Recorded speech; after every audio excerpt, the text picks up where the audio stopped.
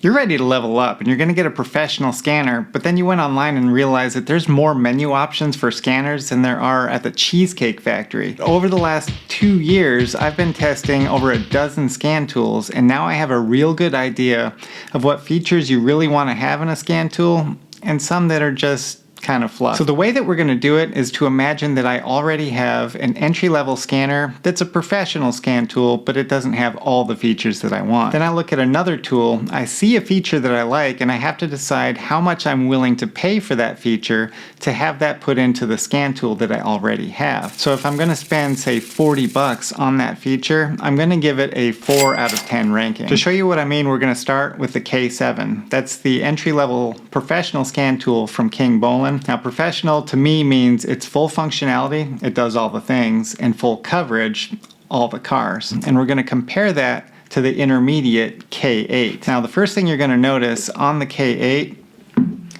it's got an 8-inch touchscreen. And the K7 obviously has a 7-inch touchscreen. So is there a big difference between a 7-inch and 8-inch screen? No.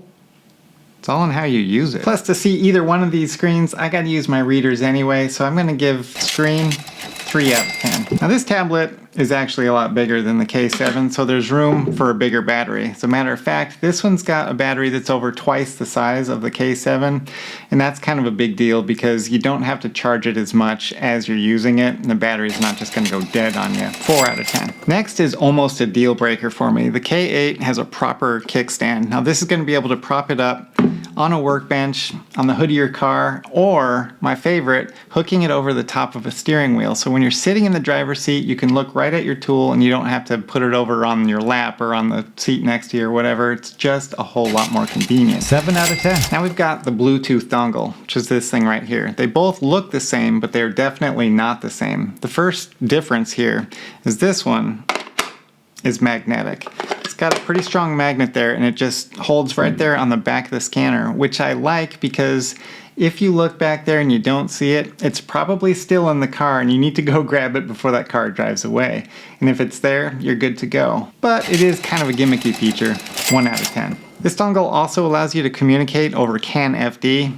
Now that's going to be good for any 2019 and newer GM and some of your European stuff. If you have a Chevy that's 2022 or something like that, stop the video right now. You're going to need this one. Just buy the K8 and move on. If you don't, I will say that I am probably the busiest DIYer that I know, and I've only worked on 2 vehicles with CAN FD in the last 2 years. So I'm going to give this 2 out of 10. Last word on the dongle. This gives you access to DOIP, which in theory sounds really cool. You can have a mechanic somewhere else in the world physically take over your scanner, go through it, and help you diagnose a car that you're having trouble on.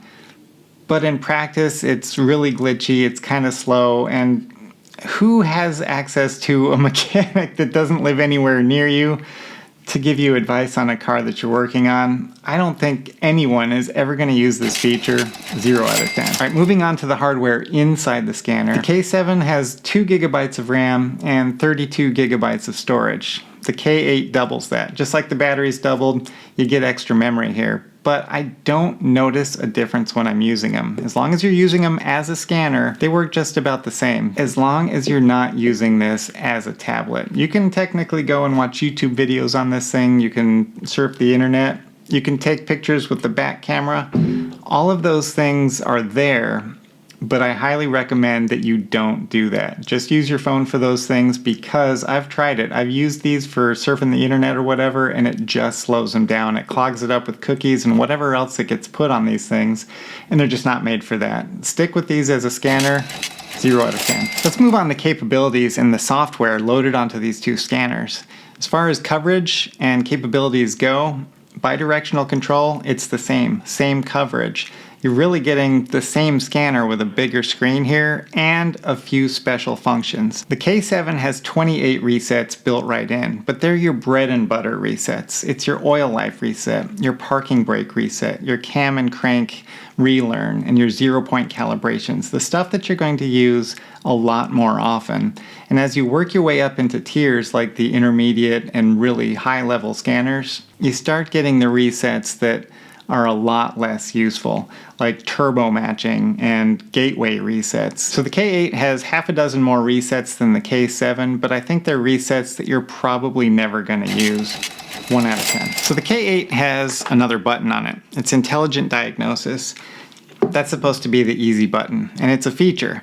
So you push that button and the tool kind of does a lot of stuff for you. It determines what make and model you're working on and gives you a health report, which is cool, and it saves you a little bit of time, but it is 100% not necessary. You just hit the diagnosis button on the K7, you find out what kind of car you're working on, you just plug that in. It might take an extra minute, but you're really not saving much. 1 out of 10. All right, this K8 has a $200 premium over the K7, so let's add up the score and see if it's actually worth that premium. Drum roll, please. And we get a score of 19, which is just falling short of the $200 premium that you'd have to pay just to get the K8. So in my opinion, you don't need it. So if you're here just to justify the purchase of a $2,500 super ultra scan tool that does all the things, call your wife into the room. She can watch this part of the video. I'll wait. Now the question you gotta ask is whether a $350 professional scan tool is going to fix every problem on every car that you come across. And the answer is absolutely not. There's features available on the higher tier scan tools that are just not available at the lower end. And you're going to need some of those features if you're going to be working on some of the more complicated systems on cars. You want system topology. You want the ability to ping modules that are on dead networks. You're going to want immobilizer, and you need an oscilloscope, something that you can get with an ultra scan tool that you just can't get at the lower end. If you think I'm just trying to sell an expensive scan tool here and make some commission, look down in the description. There's no links to any expensive scan tools down there. I'm just spitting facts. Is she gone? Okay. So did I lie there?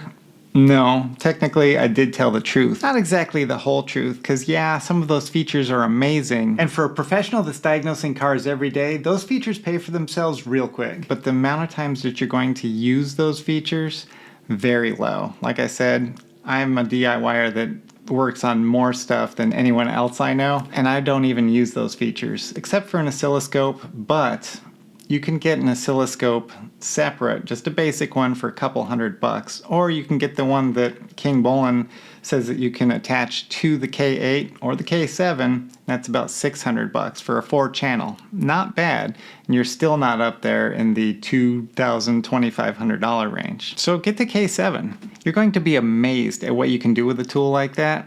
It's an actual game changer.